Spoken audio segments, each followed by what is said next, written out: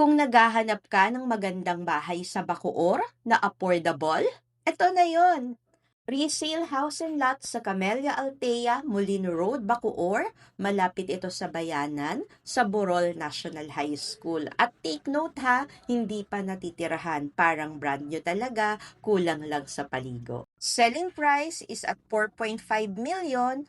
Yes, besh, 40% cheaper compare sa presyo ng developer sa ngayon. Tipid ka na, panalo ka pa. At ito pa ang maganda, 10% spot down payment lang, makakalipat ka na. Hindi ka na maghihintay ng matagal. Lot area, 110 square meters. Floor area naman, 116.5 square meters. May 4 to 5 bedrooms at 3 toilet and bath.